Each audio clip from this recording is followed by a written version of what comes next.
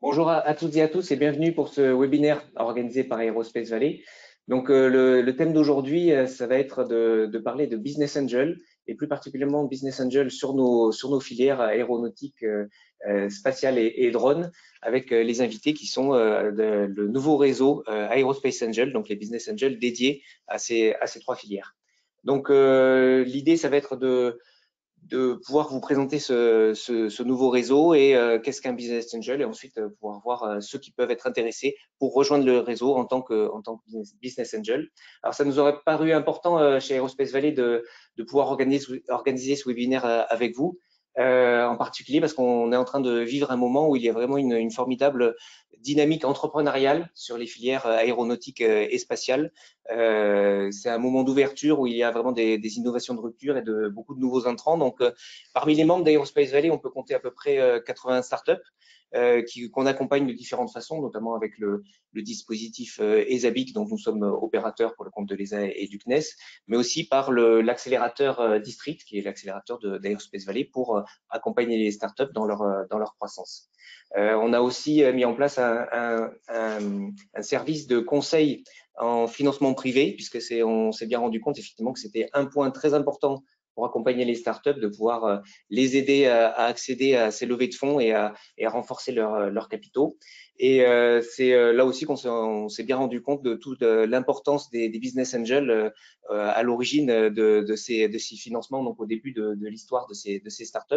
Et c'est pour ça qu'on est ravis de pouvoir collaborer avec vous et voir la naissance de ce nouveau réseau dédié aux filières, qui sera vraiment une force pour les filières aéronautiques et spatiales sur leur Occitanie, puisque il est né ici, mais jusqu'à aussi Nouvelle-Aquitaine et même une dimension nationale qui sera présentée plus tard.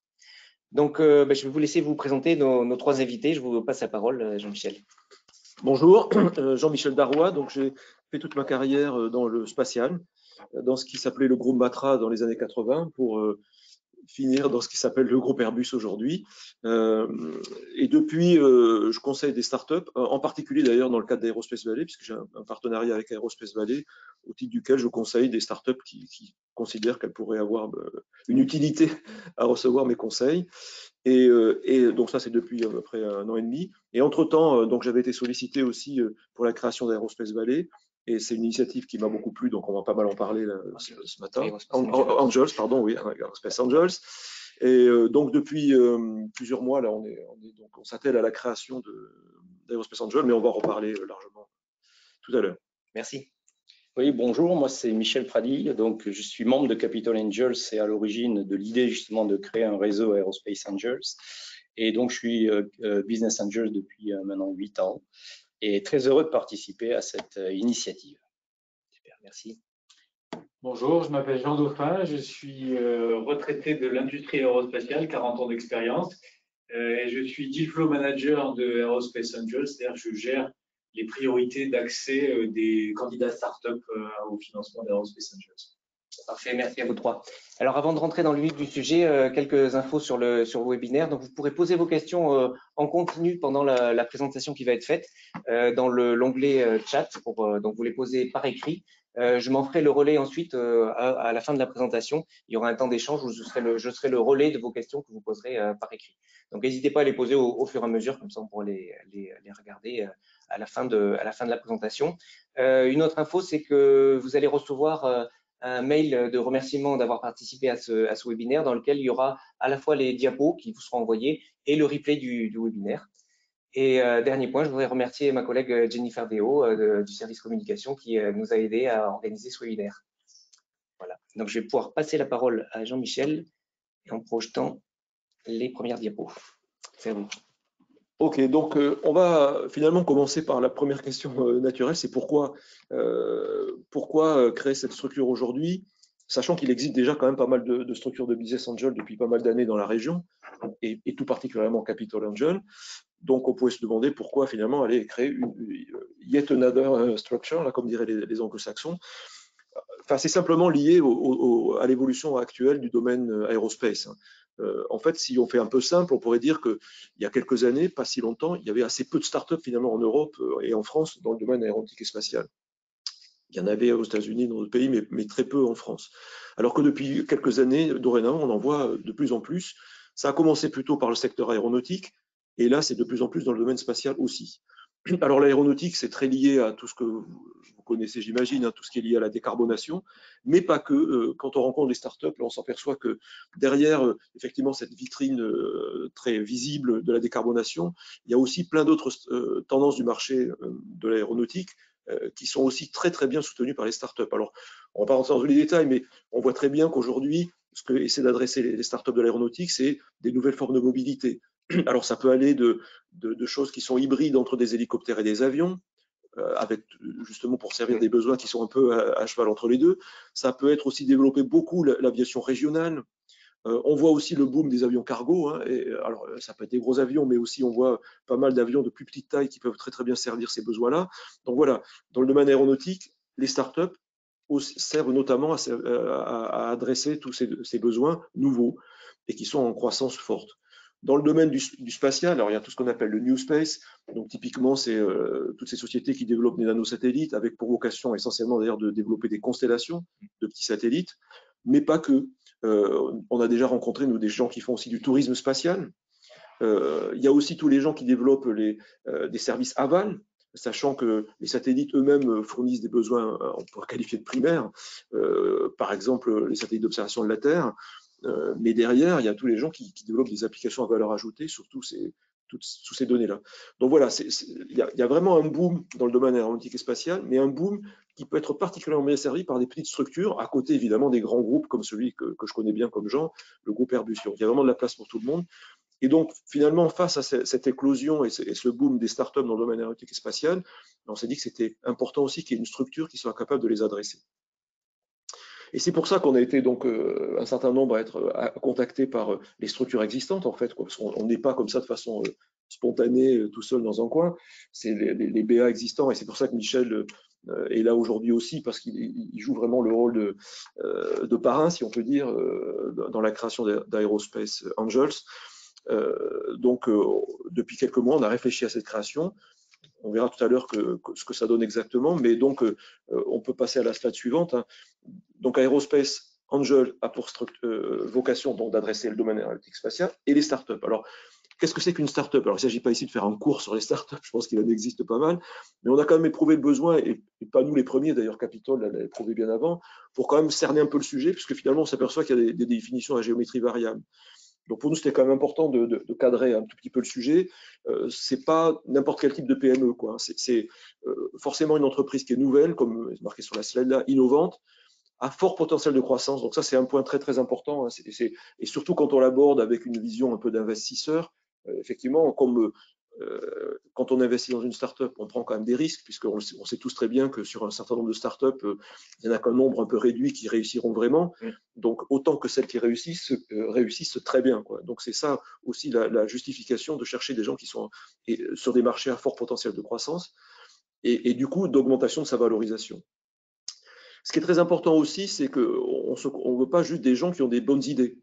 Il faut absolument que ce soit aussi des équipes qui ont déjà testé leur marché, qui ont déjà expérimenté leur modèle économique, donc qui ont déjà, même si c'est de façon limitée, fait la démonstration quand même qu'il y avait un marché, qu'ils ont un produit et qu'il y a une bonne adéquation entre le marché et le produit. Et puis enfin, ce qui est très important aussi pour nous, et là aussi c'est hérité d'ailleurs de toute l'expérience des business angels existants comme Capitol, hein, ce qui est très important, c'est aussi la qualité de l'équipe. Aspect auquel on accorde une grosse importance dans l'évaluation des dossiers, parce que finalement, on s'aperçoit que c'est un état d'esprit, être start-upper. C'est vraiment, il faut que ce soit des gens qui soient capables d'évoluer très rapidement, parce qu'on s'aperçoit que même si on accorde beaucoup d'importance à ce qu'on appelle le business plan, on sait tous très bien que le business plan initial, il est susceptible d'évoluer pas mal et très vite dans la vie de la société. Et ce qui va faire le succès de la société, c'est justement la capacité de l'équipe de s'adapter, de faire ce qu'on appelle un pivot, pour reprendre un terme anglo-saxon un peu adapté, francisé, en fonction de son développement. Donc il faut des gens qui soient agiles dans leur état d'esprit et dans leur capacité, dans leur façon de travailler. Et enfin, un point qui est très important aussi, puisque quand même la vocation de BA, c'est d'investir dans des startups, c'est d'expliquer à quel moment on a pour vocation d'intervenir. Parce que dans la vie d'une startup, les besoins en financement sont évidemment très très variables en fonction du moment où on se place dans le cycle de vie. Donc on n'a pas forcément pour vocation d'intervenir tout à fait au début. Donc là, il y a différentes structures qui sont, souvent c'est des proches d'ailleurs des fondateurs qui sont amenés à les aider. C'est les fondateurs eux-mêmes aussi d'ailleurs, souvent. On n'a pas non plus pour vocation d'intervenir quand ça prend une ampleur significative. Donc là, il y a vraiment des fonds d'investissement, des fonds de capital risque, alors tantôt public, tantôt privé, tantôt des mix qui sont là pour faire ça. Donc nous, on intervient, on va dire, un peu au milieu, dans ce qu'on appelle l'amorçage, qui est d'ailleurs très souvent une phase très critique pour la startup, puisque c'est la phase où elle commence à décoller. Et donc là, ça peut aller très vite. Donc elle a besoin de séquences de financement et assez rapprochées. Et c'est là où on a pour vocation d'intervenir. Donc pour fixer les idées, on en reparlera un peu tout à l'heure, mais donc on intervient plus dans des tours de table qui sont de quelques centaines de milliers d'euros. Si on veut faire un peu simple, c'est ça notre vocation. Voilà pour l'introduction. Donc, je vais parler maintenant de qu'est-ce que c'est comme Business Angels. Donc, vous avez beaucoup de textes sur le slide, vous pouvez le lire. Simplement quelques mots à faire ressortir. Clairement, il faut être motivé par ce rôle-là et fortement intéressé justement par investir dans des startups. Comme le disait Jean-Michel, il y a des risques, mais il y a aussi beaucoup de satisfaction justement à interfacer avec ces créateurs de sociétés. La notion de passion est importante et également la notion de bénévolat. En clair, tout ce que font les BA, c'est du bénévolat. Certes, ils vont investir leur argent, donc avec l'espoir d'avoir un retour sur l'investissement, mais ils vont aussi investir beaucoup de temps et beaucoup justement d'engagement qui, lui, n'est pas rémunéré, si ce n'est par le plaisir justement de partager avec une aventure, donc avec des porteurs du projet. Alors, vous verrez donc dans la mission qu'on s'est définie, je ne vais pas la lire encore une fois, elle est longue, mais elle décrit bien ce que nous voulons faire et nous apportons donc, comme je l'ai dit, nos moyens financiers. Et on va en parler dans une minute parce qu'il faut démystifier un petit peu aussi ce qu'on veut dire par là. Mais c'est surtout aussi un engagement en termes d'apport de compétences, d'apport de réseau et d'énergie et de recadrage parfois avec les porteurs de projets pour les aider justement à réellement développer leur activité. En termes d'apport financier, je voulais aussi démystifier le fait que les business angels tels que ceux de Capitol ou d'Aerospace Angels ne sont pas nécessairement des gens très fortunés qui ont énormément de moyens à mettre sur la table. Donc, ce sont souvent bien sûr des cadres, des dirigeants d'entreprise, donc des gens qui ont un certain confort financier, on va dire, pour pouvoir investir, mais ce sont bien sûr souvent des petits montants et on en parlera à la fin de la présentation. Le montant que l'on demande de minimum par investissement, c'est 5 000 €. En clair, nous ne sommes pas tous des Xavier Niel ou Bernard Arnault, pour reprendre une allusion qu'a fait Jean-Michel il n'y a pas longtemps, mais même à ce niveau-là, en étant bien sûr plusieurs à se regrouper pour investir, ça permet justement d'atteindre les niveaux d'investissement nécessaires. Donc, si on regarde, encore une fois, on a essayé en quelques mots d'expliquer pourquoi devenir Business Angels. Donc, il y a clairement cette envie d'entreprendre et cette notion aussi d'entrepreneur par procuration. C'est toujours intéressant de parler de ça, c'est que en tant BA, on peut toucher justement à plusieurs types d'entreprises, à plusieurs projets, sans être 100% impliqué dans un seul. Et cette notion d'entrepreneuriat par procuration, en ce qui me concerne du moins, est toujours très intéressante parce qu'on arrive à toucher justement des domaines très différents et donc voir l'inventivité humaine et justement l'esprit d'entreprise qui peut animer tous ces personnages-là. Il y a bien sûr ce désir de transmission de savoir. Encore une fois, les BA sont quand même plutôt des gens d'une certaine expérience qui peuvent être retraités, mais pas que, qui peuvent être aussi jeunes. Nous avons des BA de 30 ans, mais qui ont déjà aussi une expérience et un désir de transmission, également un désir d'apprendre des choses, et on apprend de toute façon à tout âge plein de choses intéressantes avec ces porteurs de projets qui travaillent souvent sur des idées et des entreprises très intéressantes. Il y a bien sûr le plaisir d'être dans un réseau, et on va en parler dans une minute, l'importance d'un réseau. Il y a bien sûr le côté financier. N'oublions pas quand même que les BA vont investir pour avoir un retour sur l'investissement. Donc, c'est une alternative aux placements qui peuvent exister par ailleurs. Et avec bien sûr là un engagement très personnel puisqu'on connaît le patron, on a des contacts très fréquents avec le patron et l'équipe dirigeante. Donc, on est vraiment très impliqué dans la vie de l'entreprise, contrairement à ce qu'on pourrait vivre, je veux dire, si on investit en bourse sur les entreprises du CAC 40. Ça n'a rien à voir. Il y a l'aspect aussi déduction fiscale qui n'est pas à négliger, qui est variable un petit peu en fonction des lois de finances. La loi de finances pour 2023, c'est 25% de l'argent investi en augmentation de capital peut être déduit jusqu'à un plafond de 10 000 euros qui rentre, qui est inclus dans le plafond de toutes les déductions. Donc, c'est pas suffisant et c'est pour ça, et on va en parler dans une minute, qu'on a une association, une fédération de réseaux qui s'appelle France Angels, qui regroupe à peu près 75 réseaux et qui a pour mission, bien sûr basée à Paris, qui a pour mission d'aller discuter avec nos gouvernants et notamment à Bercy pour essayer d'expliquer que c'est bien, ce serait mieux d'avoir des déductions plus conséquentes. Et il y a beaucoup de discussions en ce moment parce que, surtout quand on veut être une Startup Nation, il y a finalement un très bel avenir pour des business angels qui investissent leurs économies dans ces projets-là. Donc, il n'y a pas plus grand engagement que d'investir ses économies et son temps et son énergie. Donc, c'est très vertueux. Donc, c'est pour ça qu'il y a beaucoup de discussions qui devraient aboutir, on l'espère, très prochainement. Michel, si tu me permets, je rajouterai même un 7e point s'agissant d'Aerospace Angels. Vous voyez tous les évolutions technologiques majeures auxquelles le secteur aéronautique et spatial fait face aujourd'hui. Vous voyez aussi tous les enjeux de souveraineté, de compétition internationale. Moi, je rajouterais que dans le cas d'Aerospace Angels, c'est aussi une manière, à notre petit niveau, d'être un acteur de cette compétition et de ces évolutions. Et vous voyez, par exemple, ça fait que quelques mois qu'on existe, mais qu'on investisse ou pas dans les sociétés, en fait, on les rencontre à peu près toutes, les principaux acteurs en tout cas. Et en fait, on est vraiment dans les discussions qu'on a avec eux, au cœur du sujet. Alors, encore une fois, à notre modeste mesure et en fonction de ce que sera notre participation, notre contribution. Mais on est vraiment quand même partie prenante de ça. Donc, si ça vous intéresse aussi, en plus de ces 6 motivations, d'être partie prenante de ces évolutions majeures technologiques et de ces enjeux de souveraineté, de compétition, c'est une autre raison de venir nous rejoindre.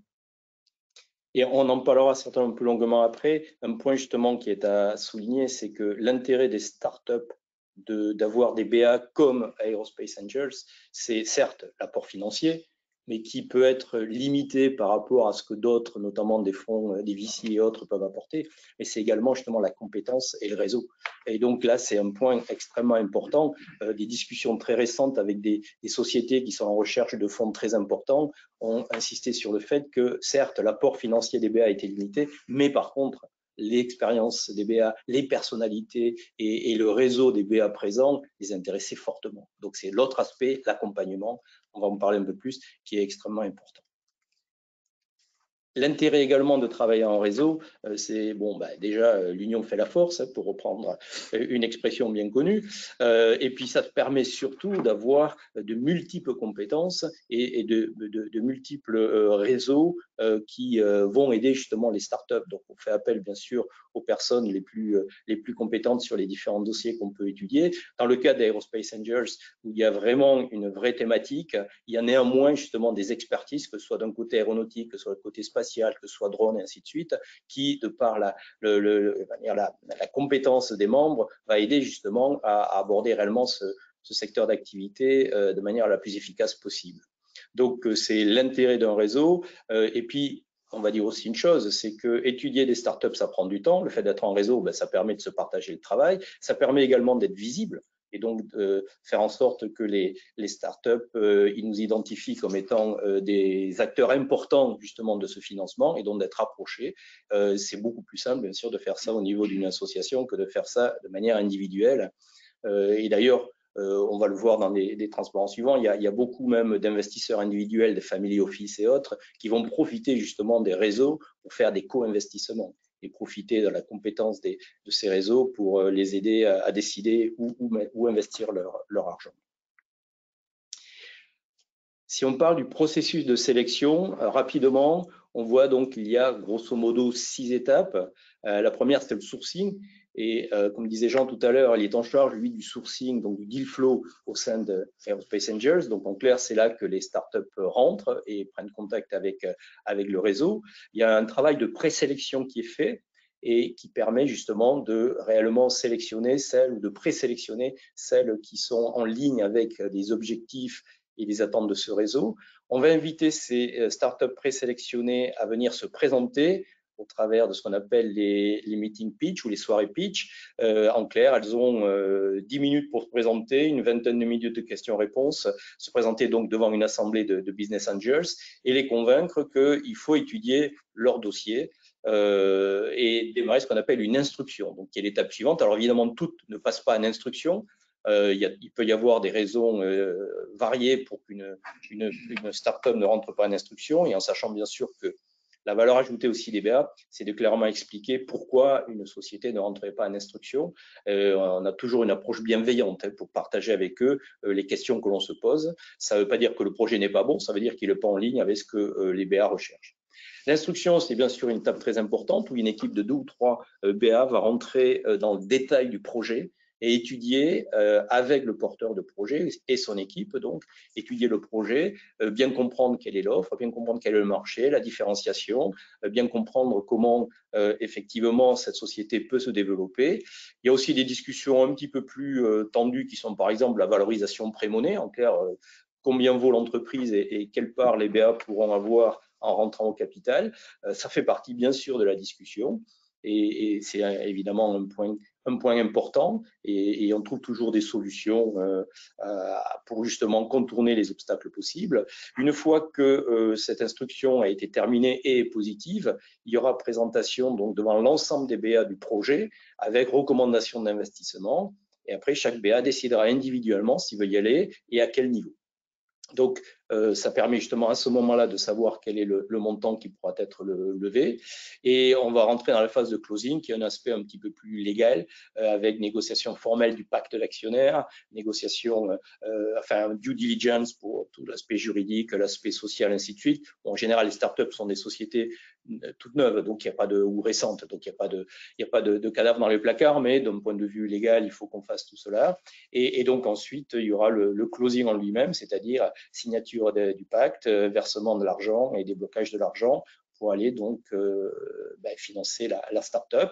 Et ensuite, dans le démarrage, donc après le versement, on va démarrer justement la phase de suivi, puisque on a un membre des BA qui sera membre de ce qu'on appelle un comité d'orientation stratégique, qui est un comité qui a été discuté dans le pacte, qui définit justement des règles. Alors bien sûr, c'est pas un organe de gestion de l'entreprise, mais c'est un organe qui permet très régulièrement, au moins de manière trimestrielle et souvent, plus souvent justement, d'accompagner le porteur de projet pour l'aider à prendre les grandes décisions pour l'entreprise. Ce que ça veut dire, si tu me permets un commentaire, c'est qu'on essaie de faire les choses de façon très professionnelle, quoi. C'est pas voilà. Et de ce point de vue-là, c'est une chance que l'on a en tant qu'Aerospace Angels, c'est qu'on bénéficie quand même de tout l'acquis de Capitol, puisque Capitol existe depuis de nombreuses années. Donc on a tout un processus qui est en place et qui nous a permis d'être opérationnel quasiment le premier jour. À tel point d'ailleurs qu'aujourd'hui, on a déjà traité 2 dossiers et on en a 5 en instruction et on a 5 qui sont en instruction et plusieurs dizaines qui sont en sourcing. Voilà, donc c'est aussi l'avantage quand même de ne pas démarrer de zéro. C'est qu'on, même si on a besoin encore de croître en taille, mais on est déjà opérationnel grâce à tout cet héritage, quoi. C'est ce qu'apportent effectivement les réseaux structurés. Alors justement, le slide d'après, on va parler un petit peu de la structuration des Business Angels en France. J'ai déjà cité le nom de France Angels, donc qui est une association qui regroupe à peu près 75 réseaux. Et il y a 3 types de réseaux. Il y a des réseaux géographiques, comme par exemple Capitol Angels, qui couvre, allez, on va dire la région Occitanie et surtout l'ancien Midi-Pyrénées. Avec nos collègues de Méliès de Montpellier, on couvre toute la région Occitanie. Il y a également donc des réseaux d'alumni. On va citer par exemple Arts et Métiers Business Angels ou Badge, les Business Angels des grandes écoles, qui regroupent beaucoup de polytechniciens et de centraliens.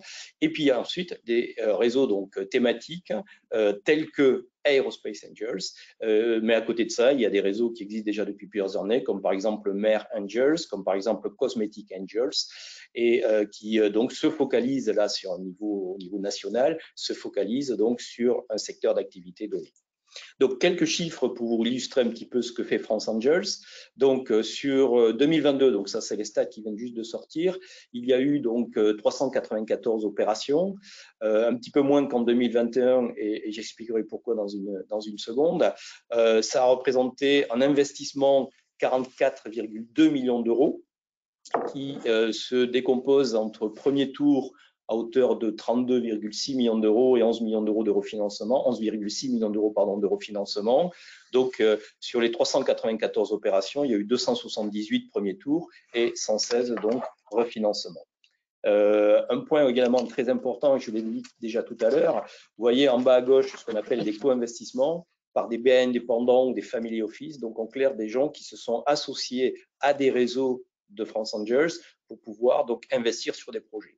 Et donc, eux, ils ont levé un petit peu plus de 22 millions dans ce cas-là, ce qui fait qu'au total, on voit que cette activité de BA en France a levé 66 millions d'euros. Alors, on pourrait se dire c'est très faible si on regarde les publications de la French Tech et autres. Oui, mais encore une fois, gardons à l'esprit que cet investissement se fait très en amont, au démarrage. Le problème des chiffres ou des statistiques officielles où on parle de milliards d'euros, c'est que en général, ça prend en compte tous les financements, y compris des très grosses levées de série B qui représentent ou qui peuvent représenter des centaines de millions d'euros. Donc, il y a immédiatement modifier les stats. Donc là, on parle vraiment de financement au démarrage.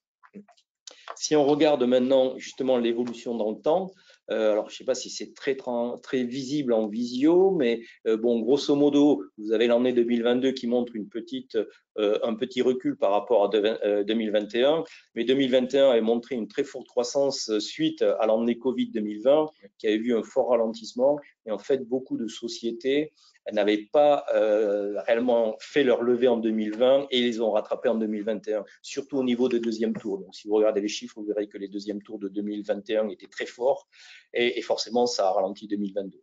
Donc, il y a eu l'impact Covid parce qu'en fait, il y a beaucoup de sociétés qui ont pu se financer pendant cette année 2020 au travers de PGE ou d'autres aides possibles sans avoir à lever de l'argent. En plus, leur activité pouvant être parfois réellement impactée. Ce qui est intéressant sur le slide d'après, c'est de voir donc les financements par région.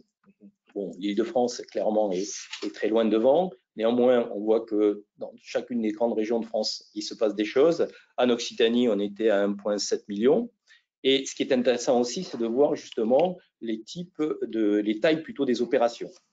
Donc, l'histogramme de gauche vous montre le nombre d'opérations pour des montants. Alors, les deux colonnes de gauche, en sachant qu'on a 2021 pardon, et 2022, les colonnes de gauche vous montrent donc des investissements inférieurs à 50 000 euros, suite de 50 à 100, 100 à 200, 200 à 500 et supérieur à 500. Donc, on voit qu'il y a beaucoup finalement d'investissements qui se font pour des montants qui sont, on va dire, aux alentours de 100 à 200 000 euros et que les très grosses levées sont beaucoup plus rares, même si bien sûr en termes de chiffres, elles ont un impact. Et donc, comme on l'a dit jusque-là, on a ressenti le besoin de créer cette structure dédiée à l'aéronautique et au spatial. Donc, on a passé une partie de l'année dernière pour y réfléchir, pour aussi constituer l'équipe fondatrice, ce qui a conduit au mois de décembre à la création officielle, on va dire, d'Aerospace Angels, donc avec le soutien d'Aerospace Valley. Alors aujourd'hui, on est comme une antenne hébergée par Capitol Angels. Incubé, pour faire dans la terminologie qui va bien. Mais la vocation, comme Michel l'a déjà dit, c'est quand même de devenir autonome. Alors, ça ne veut pas dire qu'on va rompre les liens avec Capitol, bien entendu, pas du tout, au contraire, mais quand même pour justement avoir la dimension nationale, voire internationale que Michel évoquait précédemment, qui est quand même notre vocation, quoi. Donc, c'est pour ça que dès le début, il est clair qu'on va chercher à être une structure autonome. Donc au départ, vous le voyez, on n'est pas très nombreux, hein, on était 6 fondateurs, mais on est déjà une bonne dizaine aujourd'hui, sachant qu'on n'avait pas fait quand même beaucoup d'informations jusqu'à présent. Et c'est vrai que là, notre enjeu actuel, il est de croître. Alors, Michel l'a assez bien expliqué tout à l'heure, c'est parce que c'est nécessaire de différents points de vue. D'abord parce que l'essence même des BA, c'est de travailler en réseau, comme tu l'as bien expliqué. Et pour au moins deux bonnes raisons. La première, c'est que si on veut être capable de traiter tous les dossiers qui se présentent à nous de façon professionnelle, comme je l'évoquais tout à l'heure, il faut avoir la force de travail pour le faire. Vous voyez, même à peine créé, on a déjà plusieurs dizaines de sociétés qui sont dans le tuyau. Donc, c'est quand même, il faut être capable de les traiter. Ça ne veut pas dire qu'on les instruit toutes, mais quand même. Et par ailleurs, il y a l'aspect investissement, parce que même si, encore une fois, vous l'avez vu dans la petite slide là, qui montrait où on se situait dans le cycle de vie, si on fait la corrélation avec le chiffre sur lequel on reviendra tout à l'heure, mais qu'a évoqué Michel, à savoir que ce qu'on attend de ceux d'entre vous qui nous rejoindront, mais c'est pour nous tous, c'est d'être capable d'investir quelques milliers d'euros au minimum par an. Hein, c'est à peu près ça. Alors, il y a une souplesse là-dedans, mais c'est l'ordre de grandeur qu'il faut avoir en tête. Bon, on voit bien que si on veut même arriver aux 100, 200 ou quelques centaines de milliers d'euros qu'on a évoqués comme étant la taille des tours de table auxquels on s'adresse, il faut quand même construire un certain nombre. Alors, il faut déjà construire un certain nombre au sein d'Aerospace Angels, mais aussi qu'on soit capable de jouer les effets de levier avec le Capitol, avec les autres réseaux de BA. Donc, c'est par ces deux moyens qu'on arrive, et sans compter que quand c'est des tours de table un peu plus importants, on n'est pas les seuls, et il y a parfois des fonds aussi à côté de nous. Enfin voilà, c'est composite. Mais néanmoins, on voit bien qu'avec quelques milliers d'euros par BA individuel, on ne peut pas arriver à grand-chose si on n'est pas un certain nombre. Donc ça, c'est cette motivation de force de travail et motivation de capacité d'investissement pour croître. Donc, encore une fois, comme on l'a dit, créer en région Occitanie, les vocations d'emblée de devenir nationale et internationale. Alors, cible toutes les startups de la filière aérospatiale. Donc ça, c'est important aussi parce que c'est une question qui nous est parfois posée. Donc il y a des domaines qui sont évidents. Hein. Certains de ceux que j'ai évoqués, les nanosatellites, les avions décarbonés. Là, bon, tout le monde voit bien que c'est dans le cœur de cible.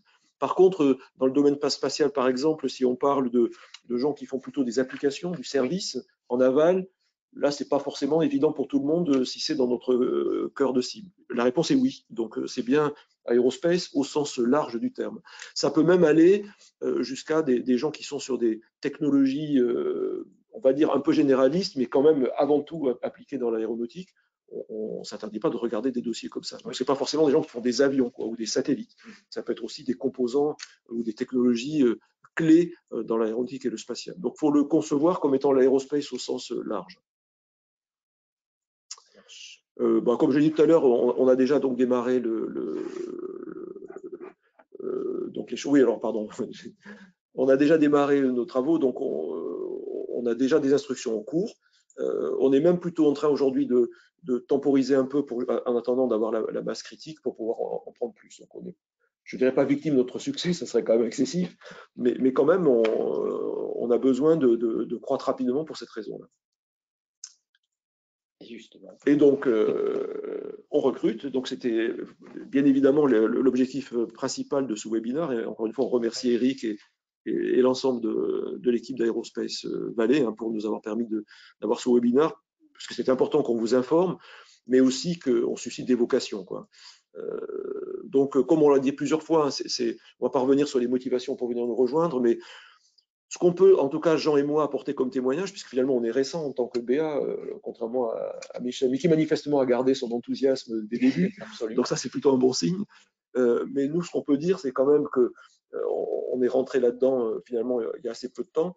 Et moi, je peux dire que je ne suis pas déçu du tout de ce qu'on a pu vivre jusqu'à présent. C'est-à-dire que c'est bien à la hauteur des espérances, à la fois en termes d'intérêt, à la fois en termes de place qu'on est en train de prendre aussi. Hein. C'est ce que j'évoquais tout à l'heure quand j'ai essayé d'expliquer qu'on était aussi partie prenante finalement d'un mouvement beaucoup plus général, qui est une évolution majeure, là, notamment en décarbonation de l'aéronautique, en New Space, mais aussi dans la compétition internationale, il ne faut pas se le cacher. Donc vraiment, on le voit, en peu de temps, on a déjà rencontré plein d'acteurs majeurs du sujet, et chaque fois avec des discussions intéressantes, et y compris même avec des gens dans lesquels on sait d'ores et déjà qu'on n'investissera pas, mais pour lesquels on a des échanges intéressants. Donc, comme j'ai dit tout à l'heure, on était 6 au début, on est déjà 10, et puis notre objectif, c'est d'être 30 à 50 à la fin de l'année. Alors bon, c'est un chiffre, après on verra, si ça peut être plus, on ne va pas s'interdire d'être plus, mais on estime que ça serait déjà la bonne taille à obtenir pour avoir une force de frappe déjà significative. Donc, si vous êtes vraiment intéressé, si on a été suffisamment convaincant, n'hésitez pas à nous contacter. Donc là, vous avez une adresse là, qui vous permet de nous contacter. Donc, si vous arrivez à lire, hein, c'est aerospace.angels@capital-angels.com. Ce qui est aussi la démonstration qu'on est encore très attaché à Capital, hein, puisqu'on utilise leur infrastructure, hein, pour communiquer. La façon qu'on a d'essayer d'établir les premiers contacts avec les candidats, c'est de faire ce qu'on appelle une offre sans engagement, c'est-à-dire que vous pouvez venir participer à une session de pitch, hein, de start-up. La seule chose qu'on vous demandera, c'est de signer un NDA, parce que comme vous l'avez compris, même si on n'a pas plus que ça insisté, mais il y a une dimension confidentialité qui est essentielle effectivement dans tout ce qu'on fait, hein, puisque on ne peut pas faire ce qu'on fait si on ne rentre pas dans le détail des dossiers. Et donc, si les dossiers, les startups ne confient pas des informations confidentielles et dès le stade des pitchs.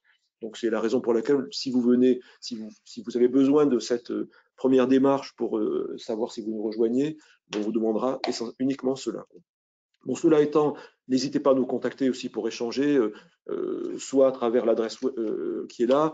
Bon, on est aussi présent sur LinkedIn, même à titre personnel, hein, donc il y a déjà des candidats qui nous ont rejoints par ce biais-là, hein, nous identifiant sur LinkedIn, et puisqu'on a relayé aussi d'ailleurs des communications d'Aerospace Valley via LinkedIn, qui nous a permis d'être identifiés et donc d'avoir des candidats. Donc certains nous ont rejoints par ce canal-là. Voilà, donc sachez qu'on sera vraiment heureux de pouvoir échanger avec vous, de vous donner plus d'informations. Enfin, on va déjà le faire là à travers quelques questions, mais au-delà de ça, on sera plus qu'heureux d'échanger avec vous pour vous donner toutes les informations dont vous auriez besoin pour nous rejoindre. Mais voilà, sachez que, en tout cas, c'est super de faire ça, vraiment, quoi. Moi, j'ai pas d'intérêt économique direct, personnel, à recruter des personnes, si ce n'est à partager avec vous l'enthousiasme qui est le nôtre et qu'on a pu mesurer d'ores et déjà. Voilà, donc comme c'est marqué ici en bon anglais, we need you. Ça marche, le message est passé. Dernier slide. Ouais. Alors, oui, parce que c'est effectivement un élément important. Alors, en plus, j'insiste dessus parce qu'effectivement, moi, je dois avouer, pour parler que de mon parcours personnel, c'est que finalement, je côtoie le monde des startups depuis longtemps, mais je ne m'étais pas plus que ça intéressé à la facette business angel, qui pour moi était un monde un peu ésotérique et qui n'était pas pour moi, en fait, parce que comme l'expliquait Michel tout à l'heure, on n'est pas des Xavier Niel ou des Bernard Arnault, hein, donc moi je voyais plutôt le monde de l'investissement dans les startups réservé à ce qu'on appelle des deep pockets. Voilà. Et en fait, j'ai réalisé, et c'est aussi ça qui nous a convaincus, je pense, la plupart d'entre nous de rejoindre, c'est que finalement c'est accessible, je dirais, à moindre coût, puisque finalement le premier coût qui nous est imputé, c'est des frais d'adhésion, alors qui sont de 400 € par membre et par année. Alors ça, c'est indispensable parce qu'on a quand même besoin de faire fonctionner Alors, il faut savoir que Capital, c'est une association, et nous, quand on sera créé de façon autonome, on sera aussi une association. Donc, on n'a pas pour vocation de faire du profit, donc c'est clairement pas pour faire du business, c'est juste pour faire fonctionner l'association. Parce que, comme je l'ai dit tout à l'heure, pour nous, c'est très important d'être très professionnel dans ce qu'on fait. Parce qu'il y a une notion de crédibilité et de confiance que les startups mettent en nous, hein. Et donc pour ça, on a besoin de traiter les sujets correctement, ce qui fait que quand on a une certaine taille, ce qui est le cas de Capital et ce qui sera, j'espère, notre cas assez vite, à un moment donné, on a quand même besoin au minimum d'un permanent. C'est ce qui est le cas aujourd'hui en Capital. Donc il faut quand même le rémunérer.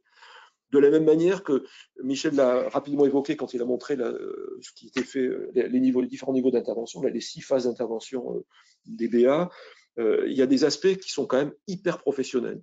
L'aspect juridique, ça ne s'improvise pas. Donc pour ça, on a besoin de s'appuyer, et on s'appuie sur un cabinet juridique. Ne serait-ce que quand, par exemple, on parle de pacte d'associés, on a beau faire par bon sens, à un moment donné, ça ne suffit pas vraiment, quoi. Et ça se rémunère. De la même manière qu'on a beaucoup insisté aussi sur l'évaluation de l'équipe fondatrice, qui est un élément clé, et pour ça, on s'appuie sur un cabinet RH qui vraiment procède à une évaluation proprement dite, hein, du fondateur ou de l'équipe fondatrice. Ça se rémunère aussi. Voilà. Donc les 400 €, encore une fois, c'est pas pour faire du profit, c'est juste pour faire fonctionner l'association. Et enfin, pour l'investissement, on l'a déjà évoqué plusieurs fois, il n'y a pas besoin de centaines de milliers d'euros à investir. Enfin, si vous êtes capable de le faire, on sera très content, hein. Ça permettra d'être encore plus puissant, mais on ne vous interdit surtout pas. Mais par contre, ne vous censurez pas si votre capacité n'est que de quelques milliers d'euros par an, parce que ça, c'est vraiment ce dont on a besoin aussi. Ça marche. Très bien. Très bien. Merci à vous deux, c'était très clair. Donc, on va pouvoir passer à la session de questions. Donc, comme je l'ai dit au début, vous allez recevoir tous un mail dans lequel il y aura à la fois les diapos, le replay, et puis aussi vos coordonnées, donc les coordonnées des intervenants, pour que vous puissiez prendre contact aussi directement ou via l'adresse qui a été donnée. Alors, on en a plusieurs questions auxquelles vous avez déjà en bonne partie, je pense, répondu, mais qui se recoupent, notamment sur alors, comment assister à est-ce qu'il est possible d'assister à une séance de pitch en avance? Donc, c'est l'offre sans engagement, voilà. Et comment se passe une séance de pitch? Est-ce que vous pouvez détailler un peu la façon dont ça s'organise? Ouais. Donc, pour y assister, il suffit de nous le demander. Alors, dans le cadre de Capital Angels, parce qu'en fait, on donne accès aux deux. Dans le cadre de Capital Angels, nous avons nos séances de pitch. C'est le dernier lundi de chaque mois et on fait ça donc à la Cité à Montaudran, que certains d'entre vous, j'imagine, connaissent, donc accueilli par la région Occitanie. Et c'est de 18h à 20h30. Donc, si vous voulez participer, vous nous contactez et on vous fera passer justement l'accord de confidentialité à signer, à nous retourner, bien évidemment, pour y assister. Il y a également possibilité d'assister en visio à ces séances-là. Donc, on a des séances, on va dire, hybrides. Pour ce qui est de Aerospace Angels, c'est purement Aerospace Angels. On organise également des sessions qui sont un petit peu moins structurées pour l'instant en termes de répétabilité, on va dire. Et en général, ce sera plutôt dans l'après-midi et ça se passera ici au B612, donc grâce à l'intervention de Aerospace Valley. Donc la prochaine, justement, on doit se décider prochainement quand est-ce qu'aura lieu la prochaine. Celle de Capitol, encore une fois, c'est le dernier lundi de chaque mois. Alors, en sachant que celle de Capitol, ce sont des projets plus généralistes, bien évidemment. Hein. Il peut y avoir des projets certes aérospace, mais également donc qui touchent l'ensemble des startups. Et c'est dans tous les cas, de toute façon, très intéressant. Le process est le même et ça vous permet de voir également comment ça se passe pour ces startups-là. Voilà. Alors, comment se passe la séance de pitch? Comme je le disais, chaque startup va venir se présenter devant donc un groupe de BA. Ils ont officiellement 8 minutes pour présenter, où ils expliquent justement quel est leur projet, quel est le besoin qu'ils arrivent à satisfaire, comment ils se positionnent par rapport à la concurrence, quelles sont réellement leurs vraies différenciations, les barrières à l'entrée. Enfin, en clair, on les accompagne bien sûr pour bien préparer le pitch, en sachant qu'ils ont l'habitude, hein, puisque quand ils viennent nous voir, ils ont vu d'autres personnes avant aussi. Donc, en général, ils réutilisent bien sûr ce qui a été fait et on peut les accompagner s'ils le souhaitent. Donc, 8 minutes ou 10 minutes de présentation formelle et après, derrière, une vingtaine de minutes de questions-réponses où là, donc, les BA présents vont questionner justement et challenger un petit peu ce que nous dit la start-up. À la fin de cette période, dans le cadre d'une demi-heure, bien sûr, la start-up se retire et les BA décident s'ils veulent ou pas instruire le dossier. Donc là, c'est un vote formel. On utilise un outil qui s'appelle Kahoot, que vous connaissez certainement, avec répondant à un certain nombre de questions et qui permet justement de pouvoir sélectionner celles dans lesquelles on va y aller. Et ensuite, donc, une communication sera faite le lendemain ou les jours suivants à la start-up pour organiser justement l'instruction si elles ont été sélectionnées. Ça marche, très bien. Alors, un peu dans la continuité, donc on a pas mal de questions. Donc, une autre qui demande quelle est la durée, en général, la durée moyenne entre le sourcing et le closing, donc toute cette aventure de financement. Je dirais 6 mois. 6 mois, mais ça dépend en fait de plusieurs choses. Et la première, c'est également l'engagement de la start-up. Puisque dans le travail d'instruction, c'est vraiment un travail entre l'équipe d'instruction et les porteurs de projets. Pour préparer justement le comité d'investissement, il y a de la documentation, il y a un process qui a été mis en place et qui permettra justement après derrière de pouvoir expliquer aux business angels de quoi on parle. Donc, il y a un travail de préparation. Si la start-up est très impliquée et l'équipe d'instruction aussi, on va arriver à clore ça à peu près en 4 mois. Par contre, après, l'aspect légal, hein, c'est grosso modo 1 mois et demi à 2 mois, puisqu'il y a négociation d'une lettre d'intention, négociation du pacte. Il y a, encore une fois, il y a un travail des avocats qui prend ça. Et donc, 6 mois, on va dire, c'est le timing quand on est bien aligné. Après, il y a eu des instructions qui ont pu durer 1 an, 2 ans, parce que la start-up a mis en attente ou a été en retard, ou n'était pas mûre, parce que ce qui peut arriver aussi en démarrage d'instruction, c'est qu'on s'aperçoit que le niveau de maturité de la start-up n'est pas suffisant et qu'elle a besoin d'un petit peu plus de temps justement pour se préparer à cette levée.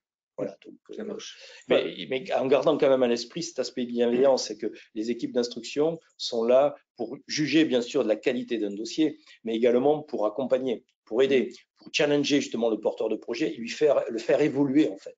Donc il y a vraiment cette notion d'accompagnement dès le début. Donc, ce que je voulais dire aussi, c'est que ça, c'est un peu la durée standard, mais en fait, je parlais de l'agilité qui est requise pour les start-upers, mais nous aussi, on a besoin d'être agile, hein, parce que tout dépend du contexte en réalité. Puisque, comme l'a dit Michel, ça dépend évidemment de la réactivité et de l'implication de la start-up, mais ça dépend du contexte général aussi. Déjà parce que, par exemple, dans le closing, si on n'est pas les seuls investisseurs, on dépend aussi de la rapidité de négociation avec les fonds qui peuvent être à côté. Donc ça, c'est déjà un élément un peu externe, on va dire. Et dans le sens inverse, parce qu'on a un cas actuel, parfois il faut aller plus vite. Parce qu'il y a un tour de table qui se fait, qu'on peut juger, nous, comme étant vraiment attractif à ne pas laisser passer, et qui peut nécessiter d'aller plus vite. Donc, c'est vrai que ce qu'évoquait Michel, c'est normalement la manière normale, on va dire, standard de travailler, mais il peut y avoir des cas de figure qui font qu'on est obligé d'aller ou plus vite, ou que ça prendra plus de temps. Et pour nous, de ce point de vue-là, il faut qu'on soit agile. Ça marche. Alors, une autre question sur votre périmètre territorial, parce que vous avez annoncé une ambition nationale et internationale, donc à la fois en termes de recrutement de business angel et aussi de deal flow de start-up dans lesquels vous allez investir. Il est national, enfin, moi je dirais dans les deux cas. Il n'y a pas de limite particulière, mais c'est plutôt à la dimension au moins nationale. Donc, finalement, les business angels qui voudraient vous rejoindre peuvent de toute la France et vous organiserez en vidéo, j'imagine. Absolument. Et en sachant que j'ai un commentaire également, c'est que comme c'est un réseau thématique qui démarre, on va créer, on va dire, un référent ou dans les autres réseaux géographiques. Ce que je veux dire par là, c'est que il y a bien sûr pour l'aéronautique et le spatial des candidats ou des start-upers intéressantes partout en France. Il peut y avoir certaines régions sont plus développées que d'autres. Il n'empêche que ça peut toucher la totalité du territoire. Il peut y avoir bien sûr des BA intéressés n'importe où en France. Donc, ce que l'on va mettre en place, c'est dans tous les réseaux de BA locaux qui sont intéressés, donc mettre en place un référent, c'est-à-dire quelqu'un qui fera le lien entre ce réseau et Aerospace Angels, de manière justement à pouvoir faire un lien au niveau du deal flow, au niveau des intérêts, au niveau des co-investissements par exemple. En clair, c'est un modèle qui a été mis en place par Mare Angels par exemple, ou par Angel Santé, et ça fonctionne très bien. C'est après une question d'organisation, enfin, mais oui, il faut s'attaquer au marché français. Alors, plusieurs questions pratiques sur la cotisation. Donc, vous y avez répondu sur le montant, à quoi elle sert aussi, vous l'avez expliqué. Et un complément, est-ce qu'elle est déductible, la cotisation en tant que telle? D'un point de vue fiscal? Oui, je pense. À ma connaissance, non, puisque c'est pas une association reconnue d'utilité publique. D'accord, c'est peut-être ça la déductible aujourd'hui. Ça marche. Okay. Ce qui est déductible, par contre, c'est en cas d'investissement dans l'augmentation du capital d'une start-up, en fonction de la loi de finances, et pour 2023, depuis le début mars, c'est maintenant 25%. Automatiquement, c'est 18%, mais c'est réajusté en fonction d'un contexte chaque année. Et on espère que ça va évoluer très significativement en 2023 pour la loi de finances de 2024. Il y a beaucoup de discussions là-dessus avec Bercy à ce moment. Super. Alors, une remarque, parce que quelqu'un a posé la question, ou posé les questions, mais effectivement, c'est pas dans le chat, mais c'est dans l'onglet questions. S'il y en avait qui était perdu. Il y avait une question aussi sur la différence avec les plateformes de financement du type participatif, du type WeSeed, en fait. Alors, il y a plein de différences. Non, l'avantage d'une plateforme de crowdfunding, c'est qu'elle fait appel à beaucoup plus d'adhérents. Puisque je parlais de mémoire, mais WeSeed, il doit avoir peut-être 120 000 membres, entre guillemets, capables d'investir dans un projet, et avec des montants beaucoup plus réduits. Donc, et là aussi, je dis une bêtise, mais je crois que c'est 100 ou 200 € minimum pour WeSeed. C'est clair que pour des BA, c'est différent. Et on va dire, les BA sont peut-être plus impliqués que si on veut simplement investir au travers d'une plateforme. Puisque, comme on l'a dit, il y a aussi l'intérêt de participer aux instructions, l'intérêt d'interagir avec les porteurs de projets. Alors, certes, les plateformes permettent d'interagir au démarrage, il y a souvent des sessions d'organiser, mais après, une société sera créée dans laquelle les crowdfunders vont rentrer, et c'est cette société qui rentre au capital de la société, de la start-up en question. Oui. Bon, après, il y a un autre aspect, alors ça va pas leur faire plaisir aux plateformes, mais il y a un aspect coût, c'est-à-dire que le coût complet si on tient compte de ce que vont payer les startups, de ce que vont payer les personnes qui vont adhérer au travers du crowdfunding, est nettement plus élevé au bout du compte que ce que ça va coûter au travers d'une association de bière. Là, on a des études, on ne va pas donner des chiffres, mais c'est très significativement différent. D'accord. Et puis, comme on l'a dit plusieurs fois aussi, notre vocation, elle est double. Elle n'est pas que d'être des investisseurs, c'est aussi des gens qui apportent par notre expertise, notre expérience aux startups. À tel point d'ailleurs que, je vais dire, à ce stade, c'est peut-être pour l'instant une ambition, mais dont moi je suis convaincu qu'elle va se matérialiser, c'est aussi de devenir une référence. Oui. On s'aperçoit déjà dans les discussions, alors qu'on est quand même tout récent, qu'il y a des startups, et pas parmi les moindres, qui ont envie quand même d'avoir un lien avec nous. Parce que c'est aussi une forme de label, quoi, de dire finalement, si nous on réussit à être professionnels, là, comme je l'évoquais tout à l'heure, et avoir la taille quand même raisonnable, eh bien on peut devenir une forme un peu de référence quand même. Quoi. Alors encore une fois, à notre modeste mesure, mais néanmoins, si une start-up dans laquelle on investit ou avec laquelle on travaille, c'est aussi une référence, et notamment vis-à-vis d'autres investisseurs plus significatifs. Très bien. Donc il y a cette dimension-là qui est importante quand même. Super. Ça me fait le lien avec justement plusieurs autres questions que je vais synthétiser parce qu'il nous reste quelques minutes. Mais c'était l'idée de est-ce que vous pouvez commenter l'intérêt des business angels justement pour faire un effet levier par la suite avec d'autres investisseurs et en quoi finalement pour une startup être financé en premier par des business angels va être un atout pour la suite, pour les prochaines levées. Et aussi on avait des questions sur les conditions de sortie. Pour l'investissement que vous faites, quelle est la durée à peu près d'investissement et quels sont les scénarios de sortie possibles? Combien d'heures on a pour parler de tout ça? Voilà. Là, on a 10 minutes pour terminer dans les OK. Voilà. Donc, l'intérêt, encore une fois, pour les startups, c'est que les BA investissent leur argent, apportent de l'accompagnement, donc ça crédibilise un projet. Surtout, on va dire, dans le cadre d'Aerospace Angels, où des experts de l'aéronautique et du spatial disent « ouais, c'est un projet intéressant et ouais, je mets mes économies dedans, ou une partie de mes économies dedans ». Ça va rassurer justement des partenaires qui peuvent être d'ailleurs des fonds.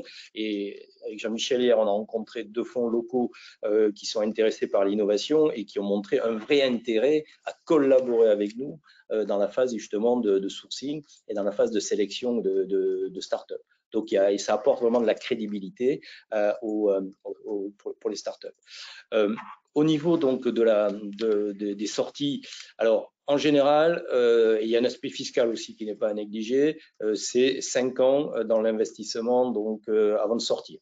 Bon, on peut sortir avant, mais fiscalement, ça sera moins avantageux que si on reste les 5 ans. Alors après, on va revenir à ce qui a été dit au tout début, c'est que si on regarde les stats aujourd'hui, sur 10 investissements dans une start-up, il y en a 4 ou 5 qui vont mourir. Parce que n'ont pas rencontré leur public, n'ont pas le bon business model, n'ont pas réussi à percer et à développer leur activité. Donc là, la sortie, elle se fait ce qu'on appelle les pieds devant, hein, malheureusement, avec une déduction. Enfin, ça se déduit fiscalement de plus-value qu'on peut faire par ailleurs, mais bon, c'est pas ce qu'on souhaite. Ensuite, sur les 5 qui restent, il y en a 2 ou 3 qui vont s'en sortir à peu près, mais les sorties en multiples ne seront pas phénoménales. Et puis, on espère qu'il y en a 1 ou 2 qui vont très bien réussir, qui permettront ensuite de financer et on va dire, venir justifier l'investissement et la prise de risque. Bon, ça a beaucoup évolué. Parce que le monde des startups a beaucoup évolué depuis le début des années 2000. Hein. Donc maintenant, le côté aussi professionnalisme dont parlait Jean-Michel tout à l'heure a été mis en place justement à cause de ça. Oui. Et on va revenir sur un point qui était primordial, c'est justement la qualité des porteurs de projets. On a maintenant en place un mécanisme formel d'évaluation de la capacité du porteur de projet. Où, quand je dis porteur, ça peut être une porteuse aussi, on est d'accord. Hein. Et pour pouvoir justement tenir ce rôle de start-upper qui est un rôle compliqué. Donc, on essaie justement d'être de plus en plus professionnel dans notre démarche pour essayer d'investir sur les bons projets. Et en sachant qu'on peut avoir des gens très compétents, on peut avoir un vrai potentiel et on peut avoir malheureusement des startups qui vont disparaître parce que trop tôt sur leur marché, parce que voilà, enfin, c'est quand même risqué, quoi. En parlant de ce risque, c'est l'idée aussi de se mettre en réseau pour investir sur plusieurs startups et pas miser sur une seule. Quoi. Donc, là, absolument, il y a cette notion-là. Voilà. Et en sachant qu'il y a en plus d'autres outils, on n'en a pas du tout parlé, mais par exemple, il y a des sociétés d'investissement de business angel, des CIBA qui peuvent exister justement, dans lesquelles elles vont investir dans une dizaine ou une quinzaine de projets. Enfin, on en a une chez Capitol. c'est les discussions qu'il faut que l'on ait chez Aerospace Angels. Voilà, donc encore une fois, si vous avez des questions là-dessus, on est bien sûr prêt à en discuter. Jean Lavigne. Je pense qu'il y a une question qui pourrait être utile, c'est si je suis membre de Aerospace Angels, tu as demandé de la force de frappe, de l'engagement, du travail. Ça représente combien d'heures? Qu'est-ce que vous attendez de moi si je participe au club? C'est à géométrie variable, hein, je crois qu'on peut le dire. Oui. Voilà, c'est à géométrie variable. En fait, ça dépend bien sûr des disponibilités. Moi, je vais donner un exemple. Le président de Capitol Angels, donc Pierre Carly, qui est un retraité qui voulait surtout pas s'arrêter de bosser, il est à temps plein. Pierre est à temps plein chez Capitol, chez France Angels. Enfin, il est à fond là-dedans parce qu'il est passionné. Et pour lui, il se voit pas faire autre chose que d'être à fond là-dedans. C'est un extrême. C'est un extrême. Après, chacun, en fonction de ses disponibilités, ça peut être participer, on va dire au moins aux réunions de pitch, au comité d'investissement, et puis bien sûr s'engager en termes d'investissement. Ça représente pas beaucoup de temps. Les réunions de pitch, c'est 2h30 par mois sur Red Capital. Les comités d'investissement, donc c'est souvent inclus dans ces réunions de pitch, enfin à la suite. Donc voilà, on parle de quelques heures par mois. Après, si on veut faire une instruction, ça va prendre des séances de 2 ou 3 heures de visio ou de visite. Enfin, encore une fois, ça dépend des projets. Donc, on va compter, peut-être une 20 heures d'investissement sur la durée. Et puis ensuite, si on veut s'impliquer dans la gouvernance de l'entreprise, être membre du conseil d'administration de l'entreprise, dans l'association, être membre du conseil d'administration et autres, ça peut prendre aussi beaucoup de temps, surtout s'il y a des projets. Donc, c'est vraiment à géométrie variable et ça peut dépendre, encore une fois, de la disponibilité des membres au moment de leur vie professionnelle ou de leur vie personnelle. Enfin bon, c'est ouvert, hein, c'est une association bénévole. Hein. Enfin voilà, quoi, il n'y a pas de. Et alors, on est juste à l'heure pour juste une toute dernière question assez précise. Y a-t-il des frais par rapport aux investissements qui vont être faits? Alors, il y a des frais qui sont payés par la start-up. D'accord. En clair, c'est en général de l'ordre de 5%. Alors, ça dépend un petit peu, mais en moyenne de 5%. Et les 5%, donc en clair, s'il y a par exemple 100 000 euros qui sont investis, il y en a 5 000 qui seront récupérés par l'association et ça sert à payer principalement une partie des frais d'avocat. C'est vraiment les aspects légaux qui coûtent le plus cher. Et c'est en ce sens aussi que les frais des associations comme Aerospace Angels sont parmi les plus bas du marché. Une plateforme de crowdfunding, c'est beaucoup plus si on prend en compte les frais au démarrage et les frais à la sortie, alors que là, il n'y a que des frais au moment de l'investissement. Donc, c'est les plus bas du marché, on va dire. Ok, super, très bien. Bon, mais merci à vous. Je pense que c'est le moment de finir ce webinaire. Donc, merci beaucoup. Vous allez recevoir donc toutes les infos par mail prochainement. Et donc, on espère à bientôt. N'hésitez pas. Merci. Au revoir. Au revoir.